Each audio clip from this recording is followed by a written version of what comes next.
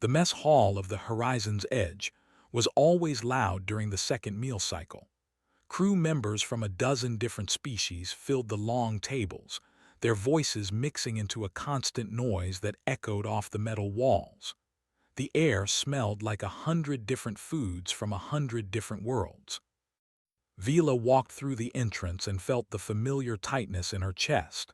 She kept her eyes down, looking at the floor as she moved toward the food station. She could feel them watching her. She always felt them watching. The line moved slowly. A tall crew member stood in front of her, his antenna twitching. When he turned and saw her, his compound eyes widened. He stepped forward quickly, leaving a gap between them. Vila pretended not to notice. She had learned to pretend many things. She picked up her tray and moved along the counter. The food today was standard protein cubes and vegetable paste. Nothing special, nothing that required taste.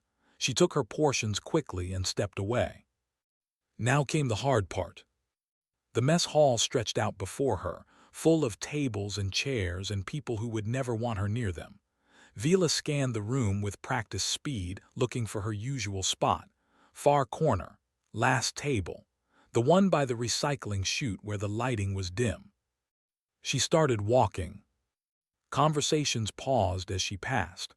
A group of reptilian engineers stopped talking mid-sentence. Their eyes followed her with cold recognition. One of them made a gesture with his clawed hand, a sign that meant something cruel in his language. His friends laughed quietly. Vila kept walking, her hands gripped the tray. A young mammalian crew member, barely past her first molt, pointed at Vila and whispered something to her companion. The companion, older, and pulled the young one's hand down and shook her head sharply, but even she stared at Vila with something that looked like fear. The empty table waited for her in the corner. It was always empty. People would rather stand than sit near her. Vila had tested this once in her first week aboard the ship. She had tried sitting at a different table, one in the middle of the room. Within 30 seconds, everyone at that table had picked up their trays and moved. They didn't say anything. They didn't need to. She sat down in her usual chair and arranged her tray carefully. Fork on the right, cup on the left, napkin in her lap. These small rituals gave her something to focus on, something other than the weight of all those stairs. The protein cube was tasteless, but she ate it anyway.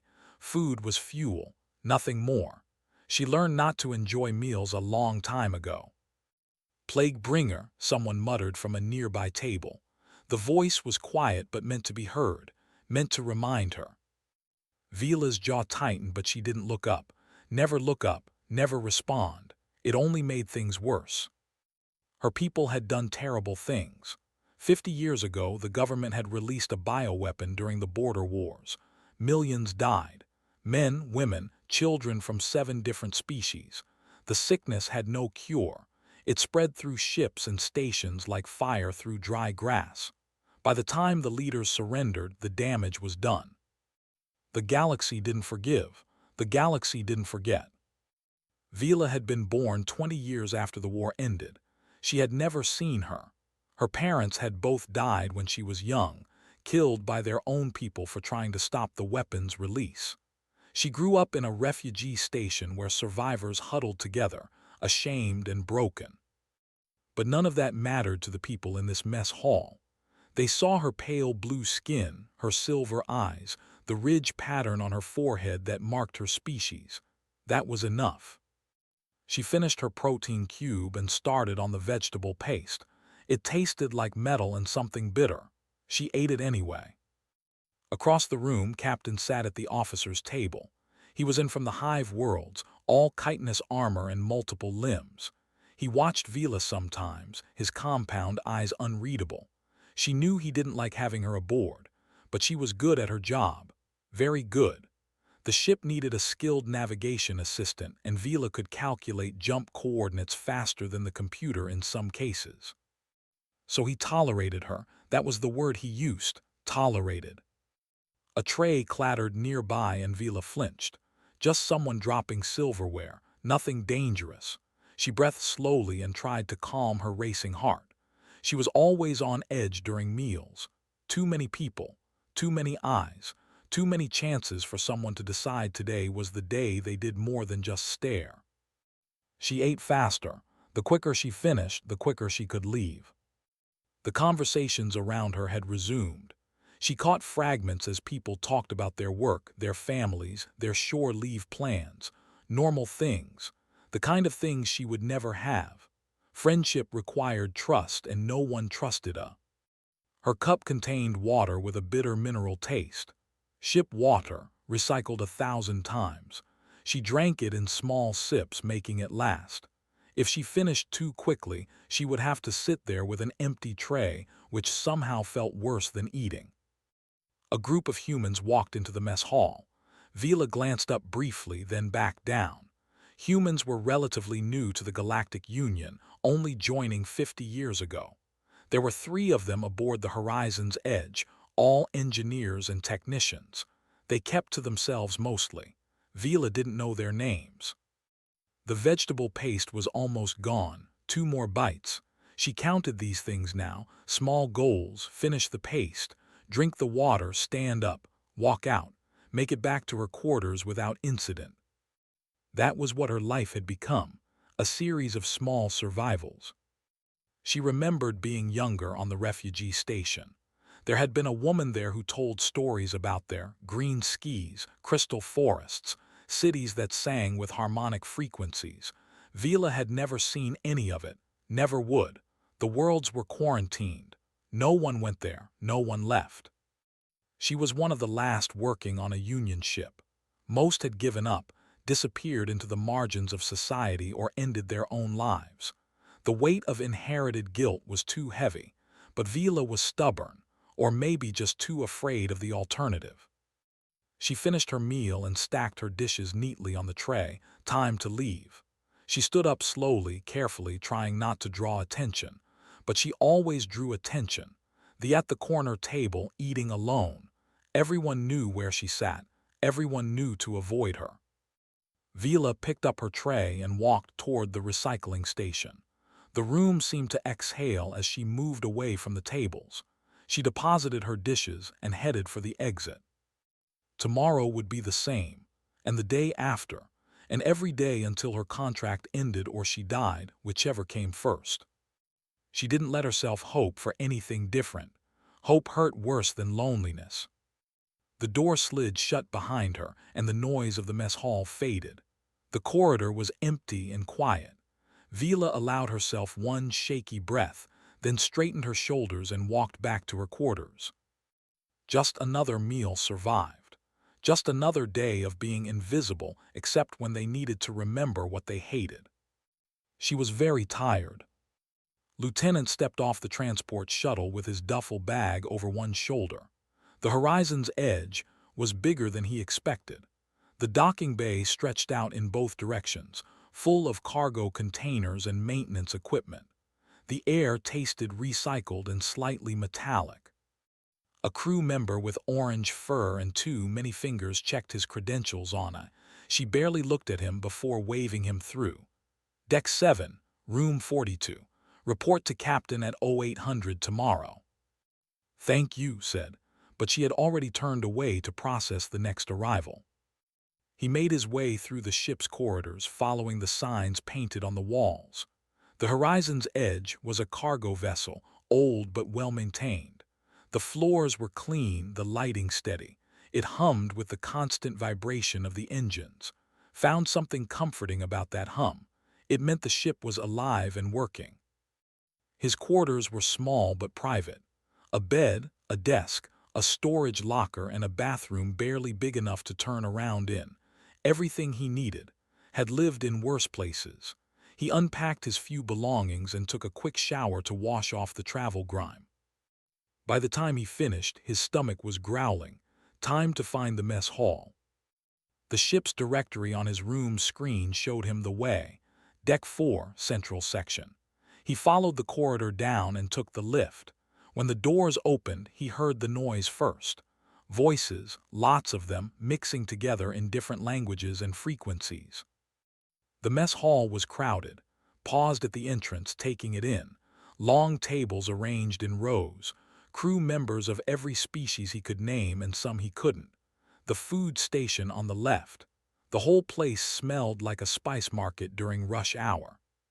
He got his tray and moved through the line, taking portions of things that looked edible. The person serving gave him extra protein cubes when she saw his human teeth. "You'll need these," she said in rough standard. Her voice sounded like grinding rocks. Thanked her and carried his tray into the dining area. He scanned for a place to sit. The tables were mostly full, with crew members clustered by species or work detail. He spotted two other humans at a far table, deep in conversation with what looked like a maintenance crew. Then he saw her. A woman sitting alone at a corner table. The table had 6 empty chairs around her, and she was eating quickly with her head down. Her skin was pale blue, her hair almost white. She wore the same uniform as everyone else, but something about her posture spoke of deep weariness. What caught attention was not the woman herself, but the space around her. It was like she sat inside an invisible bubble. Other tables were packed tight, people squeezing together, but her table might as well have been on a different ship. Started walking toward the human table but kept glancing back at the woman in the corner. There was a story there. He could feel it. He sat down with the other humans. A broad-shouldered man with oil stains on his sleeves nodded at him. New arrival. Just docked an hour ago. Lieutenant shuttle pilot. Park engineer. The man gestured to the woman beside him. This is our medical officer. Had sharp eyes and short hair. She studied for a moment before nodding. Welcome to the Edge. How long's your contract? 18 months standard. That's a good run.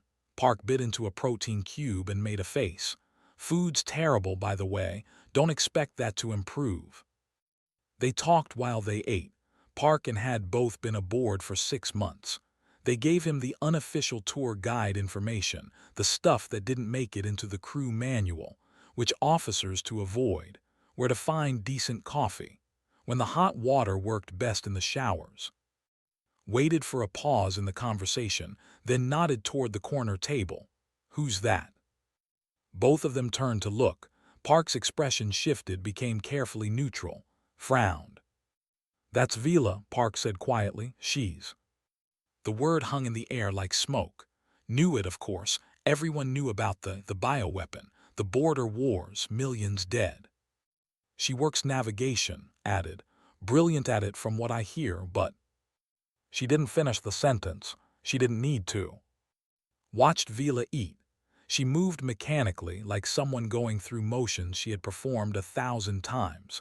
Her shoulders were hunched forward. She never looked up. Nobody talks to her, asked.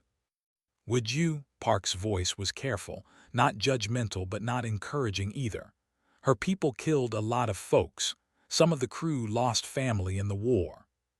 She's young, observed. Probably wasn't even born yet when it happened. Shrugged. Try telling that to someone who watched their burn. There's a lot of hate out there. Justified or not, it's real. Understood hate. He had carried his own for years. His younger sister had died in a colony raid when was 17. A species called the had attacked the settlement where she was studying, and 40 other students were killed when the raiders destroyed their dormitory. Had hated the for a long time, hated them with a burning intensity that kept him awake at night. He joined Earth Fleet specifically to fight them if war ever came. But war didn't come. Instead came peace talks, treaties, reparations. The government claimed the raiders were criminals, not official military. They executed the raiders publicly and paid compensation to the victims' families. It didn't bring back, but eventually realized something. The hate was heavy. It made his chest tight and his hands shake. It colored everything he saw, and it didn't hurt anyone but himself.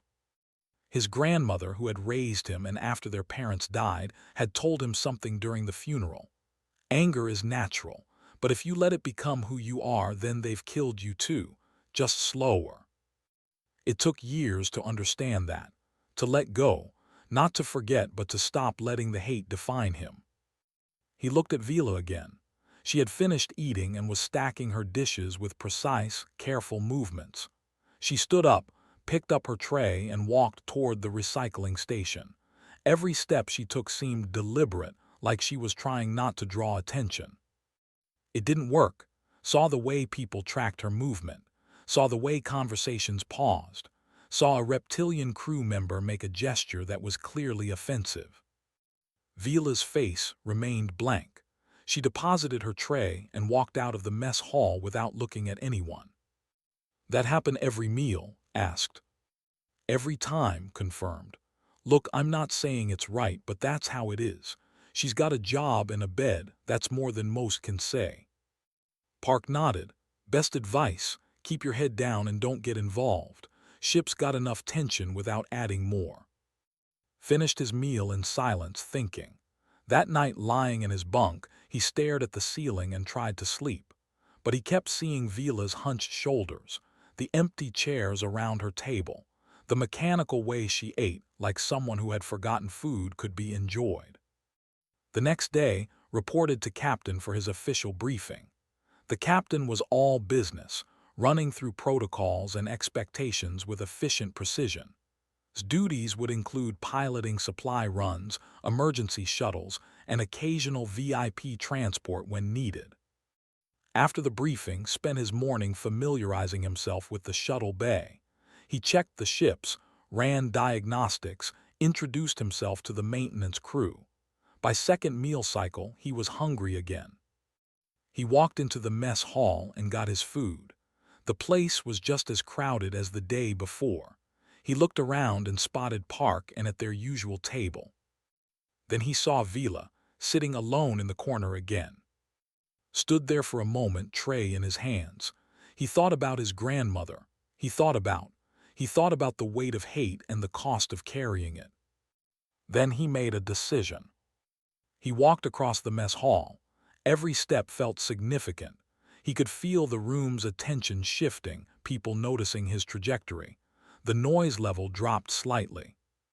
Vila sat with her head down, eating her protein cube. She didn't see him approaching. Reached her table and stopped. She looked up, startled. Her silver eyes were wide, defensive. "Mind if I sit here?" asked quietly. Vila stared at him. Her mouth opened slightly, but no words came out. She looked around as if expecting to see someone else, some reason for this question. Waited, he kept his expression calm, neutral, not aggressive, not overly friendly, just a simple question. Finally, Vila managed a small nod. She looked terrified. Sat down across from her and started eating his lunch. The mess hall had gone almost completely quiet. The silence stretched between them like a bridge neither knew how to cross. Ate his protein cube. It tasted like pressed cardboard, but he chewed it thoroughly and swallowed. Across from him, Vila had frozen with her fork halfway to her mouth. Slowly, the noise in the mess hall resumed. Conversation started again, though noticed many were quieter now, people stealing glances at the corner table. Vila set her fork down carefully. Her hands were shaking slightly. "Why?" she asked. Her voice was soft, barely above a whisper. Looked up from his meal. "Why what? Why are you sitting here?" There was no accusation in her tone, just genuine confusion mixed with something that might have been fear. "Table had empty seats," said simply. "Seemed like a good spot." Vila's eyes searched his face, looking for the joke, looking for the trap. People didn't sit with her, not without a reason, not without something cruel planned. But just continued eating. He took a sip of water, made a face at the mineral taste, and went back to his vegetable paste. After a long moment, Vila picked up her fork again. She ate slowly now, each movement careful, like she was afraid sudden motion would break whatever strange spell had allowed this human to sit at her table. They didn't speak again during that meal, but noticed small things. The way Vila's shoulders gradually lowered from their defensive hunch. The way her breathing became less shallow. The way she glanced at him occasionally, quick, nervous looks that darted away when he noticed. When finished his meal, he stood up, picked up his tray and nodded to her. See you tomorrow. Vila watched him go, her expression a mixture of confusion and something else. Something that might have been hope, though she tried to crush it immediately. Hope was dangerous. Hope led to disappointment. The next day sat with her again. This time he said, "How's the food today?" Vila blinked, the same as yesterday. That bad, huh? The corner of her mouth twitched, almost a smile, but it died quickly. She wasn't used to smiling, the muscles felt strange. Tried a different approach. I'm the new shuttle pilot. I know, Vila said quietly. Everyone knows. Humans always draw attention when they join a crew. Is that so? She nodded. Your species is still new to the Union, only 50 years. Most species have been traveling space for centuries. Makes us the new kids in school, observed, still learning the rules. Yes, Vila paused, then added, you're breaking a rule right now. What rule is that? The unspoken one, don't sit with the... Shrugged, I never was good at following unspoken rules. Too hard to remember the ones I can't hear. This time Vila did smile, small and quick but real. It transformed her face for just a moment, made her look younger. Then it faded and she went back to her food. On the third day, brought a deck of cards. They were old-fashioned paper cards from Earth, worn soft at the edges from years of use. You know how to play? He asked, shuffling them absently. Vila shook her head. I don't know human games. Want to learn? It's called Sevens, easy rules. She hesitated. Looking around the mess hall, Vila saw people watching, always watching. She felt the weight of their stares. They already talk about me, she said quietly. If I play cards with you, they'll talk more. They're already talking, pointed out. Might as well give them something interesting to talk about. He dealt the cards and explained the rules. The goal was simple, get rid of all your cards by playing them in sequence. Vila learned quickly, her mind sharp and analytical, but she was terrible at the game itself. Her face showed every emotion. When she had a good card, her eyes brightened. When she had nothing to play, she bit her lip. Beat her 5 games in a row. On the 6th game, he started giving her hints. Maybe check if you have anything that follows the 8. That's cheating, Vila said. I'm teaching, corrected. There's a difference. By the end of the meal, Vila had won a game. She looked surprised at first, then pleased. It was such a small thing. A simple card game. But for someone who had nothing, small things mattered. The 4th day, Park approached their table. Was in the middle of explaining Earth seasons to Vila, who had never experienced weather beyond artificial climate control. Mind if I join you? Park asked. He looked uncomfortable, like a man trying to decide if he was making a mistake. Gestured to an empty chair, plenty of room. Park sat down carefully. He nodded to Vila. She nodded back, her expression guarded. No one had voluntarily sat at her table except she didn't know what to do with a second person. So, Park said, clearly struggling for conversation, you work navigation. Yes, Vila answered. Stellar cartography and jump calculations. Must be complicated work. It can be. She paused, then added quietly, I enjoy it.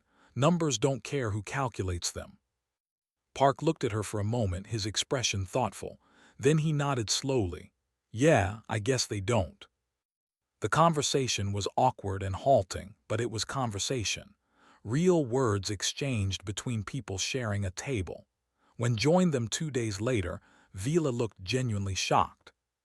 Figured I'd see what all the fuss was about, said, sitting down with her tray.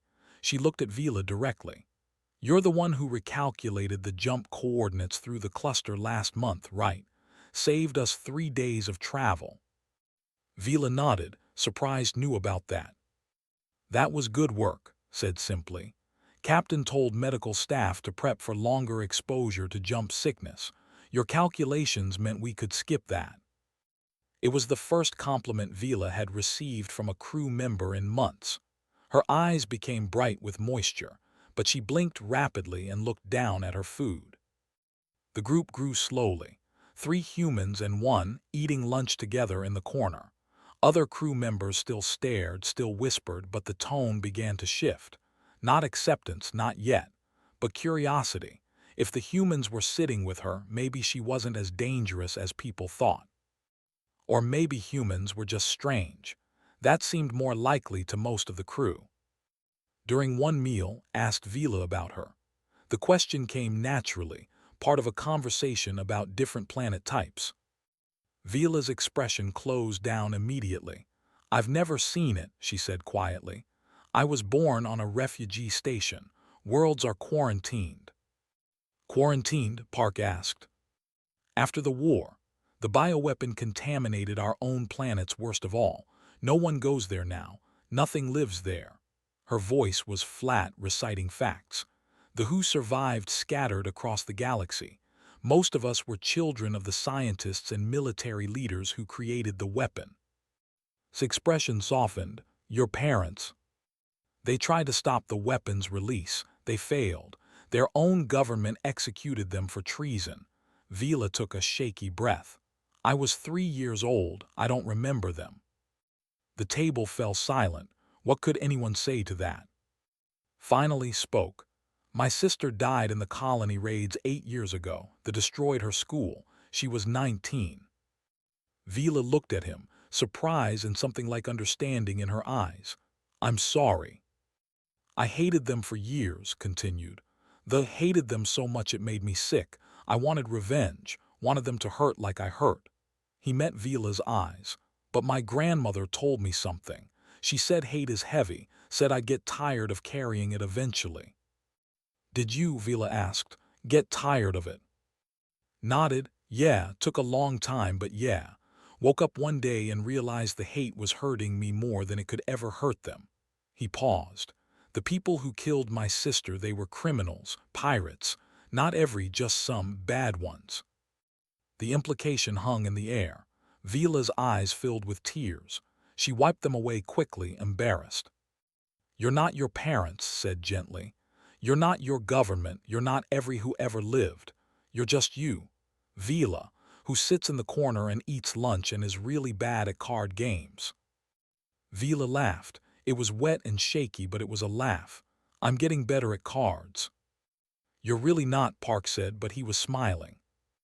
That moment marked something. A shift in the invisible weight Vila carried. It didn't disappear. 50 years of hatred didn't vanish because 3 humans showed kindness, but it became lighter, more bearable.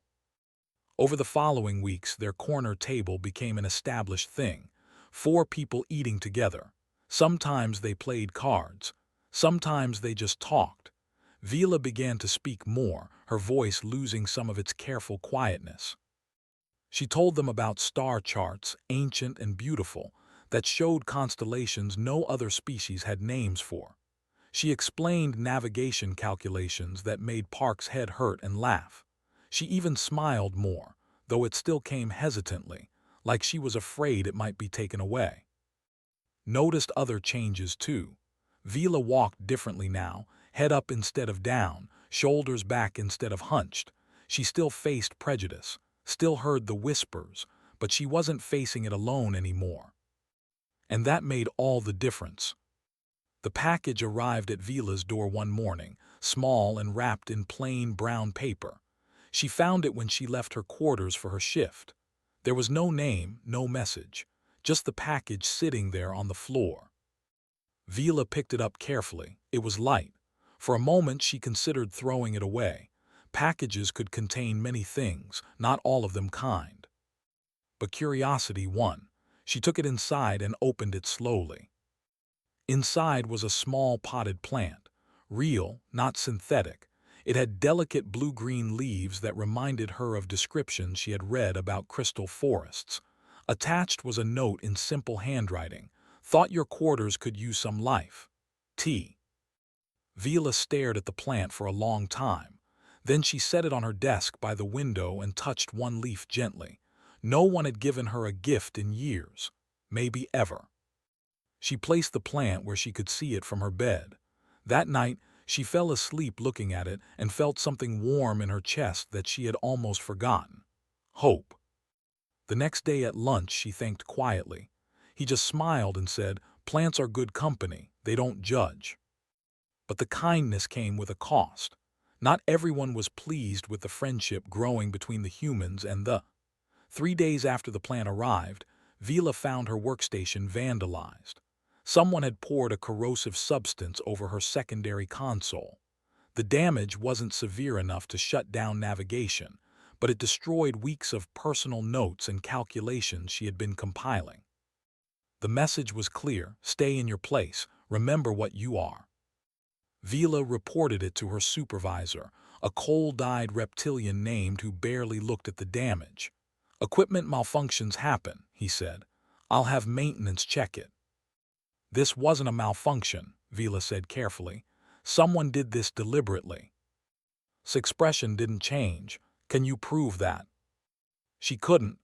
The security footage for that section had mysteriously stopped recording for a 20-minute window. Convenient.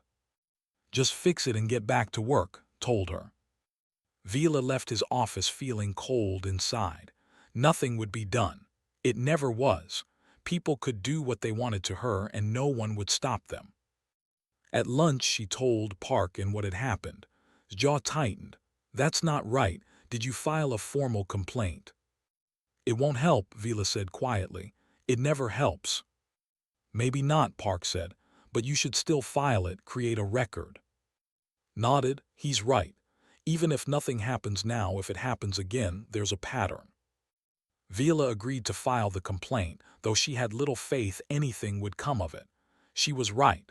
The complaint was noted and then ignored. The harassment escalated.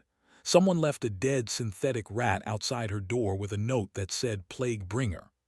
Another time, someone hacked her personal comm to send her a constant stream of images from the border wars.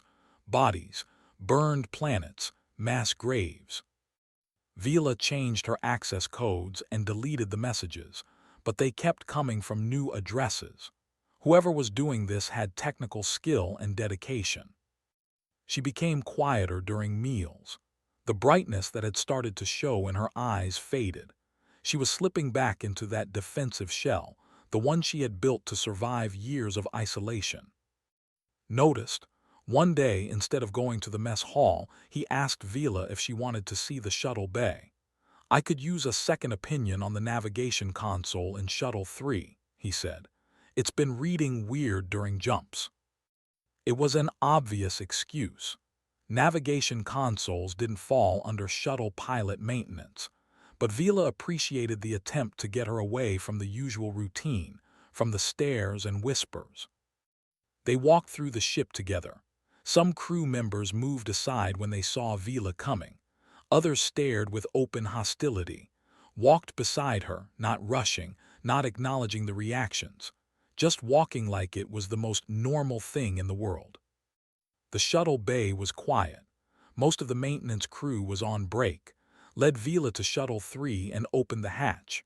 Inside, the shuttle smelled like metal and cleaning solution. "So what's the issue?" Vila asked, looking at the navigation console. Sat down in the pilot's seat. "There is no issue. I just thought you could use a break from the mess hall." Vila sank into the co-pilot's seat. The chair was comfortable, worn smooth from years of use.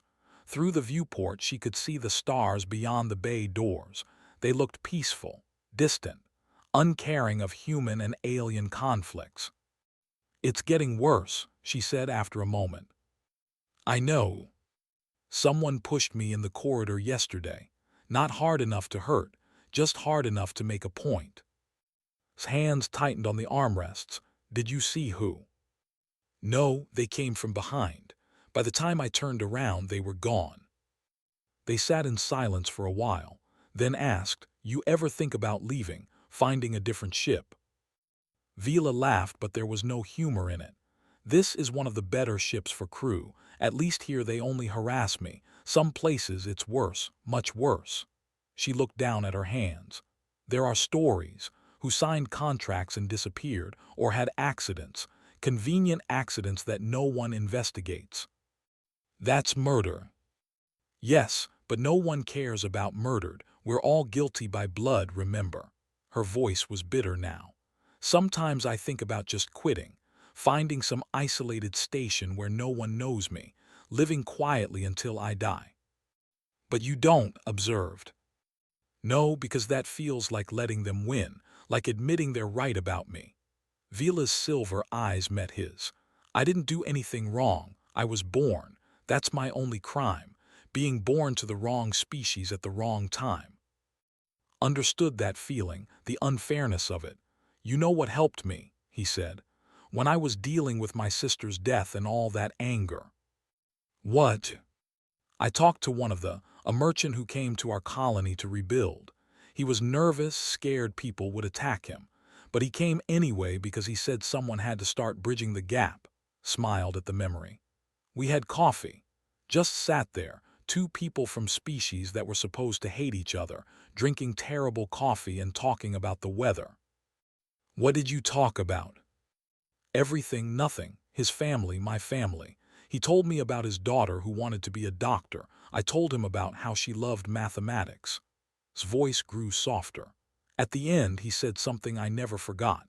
He said, I can't change what my people did, but I can try to be better. That's all any of us can do. Vila was quiet for a long moment. Do you think that's enough, just trying to be better? Sometimes, for some people, the ones willing to see it, looked out at the stars. The others, the ones who won't see past their hate, you can't reach them. Not now, maybe not ever, but that doesn't mean you stop trying. I'm tired, Vila admitted. So tired of trying. I know. He reached over and squeezed her shoulder gently, a simple gesture of friendship, of solidarity. But you're not trying alone anymore, remember that. They stayed in the shuttle for another hour, just talking. Vila told him about her childhood on the refugee station. The other children who wouldn't play with her because her parents had been traitors. The adults who looked at her with guilt and shame, seeing in her face a reminder of everything they had lost. Shared more about Earth, his grandmother's small farm, the way rain smelled on fresh soil, the taste of ripe fruit picked straight from the tree. Things Vila had never experienced and probably never would, but she liked hearing about them anyway. When they finally returned to the main ship, Vila seemed lighter, not happy but less burdened. The harassment continued, but something had changed in Vila. She stopped flinching as much, started meeting people's eyes more. When someone muttered "plague bringer" in the corridor, she kept walking with her head high instead of hunching her shoulders. At lunch one day, a young feline crew member approached their table. She looked nervous, ears flat against her skull. "Can I ask you something?" she said to Vila. Vila tensed, expecting accusation or insult. "Yes." "The jump calculation you did last week, the one through the debris field, how did you account for the gravitational variance?" The young woman's voice was genuinely curious, not hostile. Vila blinked in surprise. A technical question, an actual, normal technical question. "I used a modified version of the Kelvin-Shaw equation," she explained slowly. "The standard formula doesn't account for irregular mass distribution, so I integrated a real-time density scan." The young woman nodded, processing this. "That's brilliant. I've been studying navigation, but I couldn't figure out that calculation. Thank you." She left before Vila could respond, smiled. "See, not everyone hates you." "One person," Vila said, but she was smiling too, out of 300 crew. "It's a start," Park pointed out. Raised her cup in a mock toast. "To starts, small and imperfect." They all clinked their cups together. The sound was tiny in the loud mess hall, but to Vila it felt significant. She had friends. People who sat with her not because they had to, but because they wanted to. People who made her feel less like a curse and more like a person. It wasn't much. It didn't solve everything. But in a life that had been mostly darkness, even a small light mattered. That night Vila watered her plant and whispered to it quietly. "I think I might be okay," she told the delicate leaves. "Someday, Maybe not today, but someday. The plant didn't respond because plants don't talk, but Vila felt better having said it out loud anyway. The alarm screamed through the horizon's edge at 0400 hours, ripping everyone from sleep. Rolled out of his bunk, pulled on his uniform, and was running toward the bridge before he was fully awake. Emergency alerts meant something had gone very wrong. The corridors were full of crew members rushing to their stations. The emergency lighting cast everything in red. Through the ship's intercom, Captain's voice cut through the chaos. All hands to stations. This is not a drill. Primary engine failure. Repeat, primary engine failure. Reached the bridge to find it already crowded with officers. The main showed their situation in cold, mathematical terms. The ship's primary drive had suffered a catastrophic malfunction. They were adrift, and their momentum was carrying them toward a gravity well. A black hole, still distant but growing steadily in their sensors. "How long do we have?" demanded. The sensor officer, a thin amphibious being with translucent skin, checked his console. "At current drift rate, we reach the event horizon in 47 hours. We'll start experiencing severe gravitational effects in 32 hours. Can we repair the drive?" "Negative, Captain. The core is cracked. We'd need a facility." "Secondary engines?" "Not powerful enough to break free of the gravity well. They can slow our drift but not stop it." His mandibles clicked together, a sign of stress in his species. "Options, I need options." The bridge crew looked at each other. No one spoke. The silence was heavy with unspoken fear. Then Vila's voice came over the intercom from navigation. "Captain, there is one option." "Speaker." "We can use a gravity assist maneuver. Angle the ship to use the black hole's rotation to slingshot us out of the well. But it requires precise calculations and manual navigation from the outer hull." His compound eyes narrowed. "Explain." Vila's voice was steady, professional. "Our automated systems can't adjust fast enough for the gravitational fluctuations near the event horizon. Someone needs to be outside in a stabilization pod, making real-time course corrections while feeding data directly to the engines." The bridge fell silent. Everyone understood what she wasn't saying. The gravity fluctuations near a black hole were violent, unpredictable. The stabilization pod would be subjected to forces that could tear it apart. It was a suicide mission. "How close to the event horizon?" asked quietly. "Very close, sir. Within the photon sphere. We need the maximum gravitational force for the slingshot to work." The photon sphere. The region where gravity was so strong that light itself could orbit the black hole. Nothing that went into the photon sphere ever came back. "I'll go," Vila said. Her voice came through the speakers calm and clear. "I know the calculations. I can make the corrections." "No," said immediately. He was already moving toward the door. "I'll pilot the shuttle to get her there. She can't do this alone." Lieutenant started but was already gone. He found Vila in the navigation section, already pulling on an EVA suit. Her hands were steady as she sealed the seals. "You don't have to do this," said. Vila looked at him. Her silver eyes were calm. "Yes, I do. I'm the only one who can calculate the corrections fast enough. If I don't go, everyone dies." "Then I'm coming with you." "That's not negotiable." He grabbed a second EVA suit and started putting it on.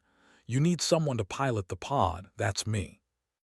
Parkin appeared in the doorway, both breathing hard from running. "We heard," Park said. "How can we help?" "Monitor from engineering," Vila told him. "I'll need constant engine status updates. Any fluctuation in power I need to know immediately." On it, Park turned and ran.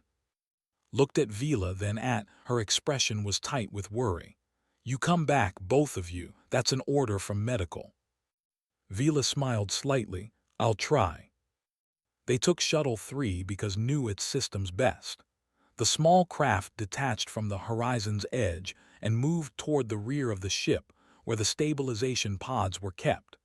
These pods were designed for emergency hull repairs, equipped with powerful thrusters and direct links to the ship's main computer. Docked the shuttle beside Pod 7 and helped Vila transfer over. The pod was small, barely room for one person. Vila squeezed inside and immediately began running system checks. "All systems green," she reported, detaching in 30 seconds. Moved the shuttle back to a safe distance. Through his viewport, he watched the pod separate and begin its journey toward the rear of the ship. The horizon's edge was massive, a kilometer-long vessel of metal and hope. Beyond it, the black hole waited. It wasn't visible directly but could see its effects.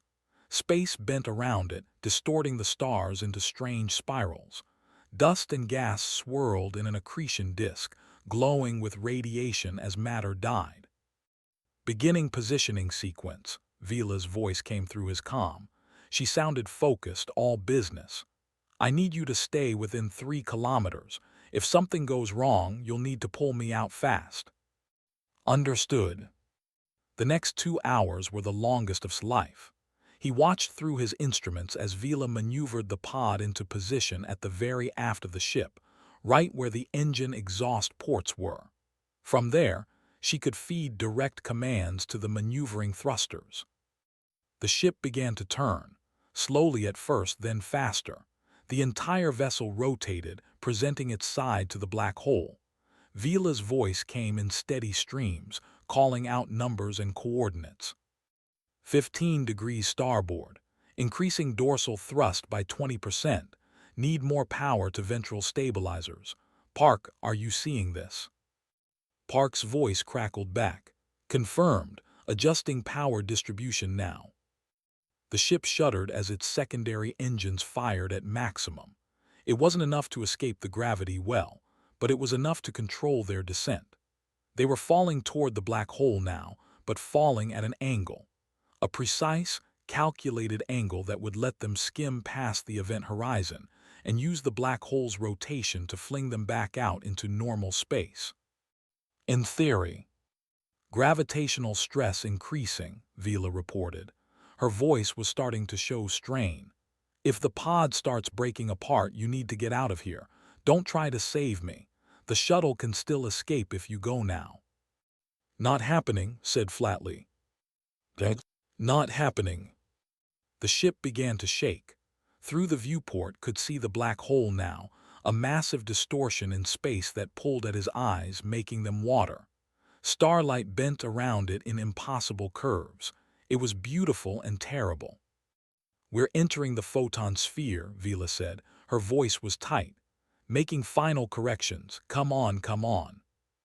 The pod sparked, saw it through his shuttle's cameras, a brief flash of light as something failed. "Vila." "I'm okay, just a thruster malfunction, compensating with," her voice cut out. Vila. Static filled the comm. The pod was tumbling now, spinning as gravitational forces pulled at it. Watched in horror as a piece of debris, torn loose from the pod's exterior, stretched and compressed like taffy before snapping apart. Then the horizon's edge began to accelerate. The maneuver was working. The ship was starting its slingshot, using the black hole's rotation to add velocity.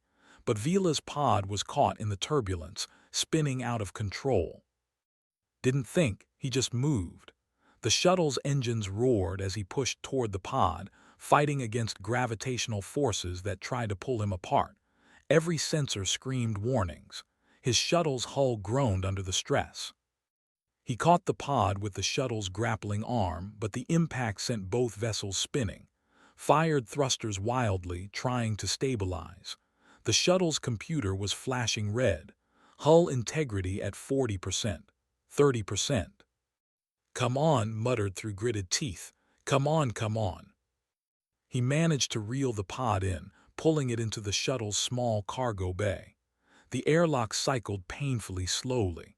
The moment it was pressurized, was out of his seat and yanking the pod's hatch open. Vila spilled out, unconscious. Her EVA suit had a crack across the helmet.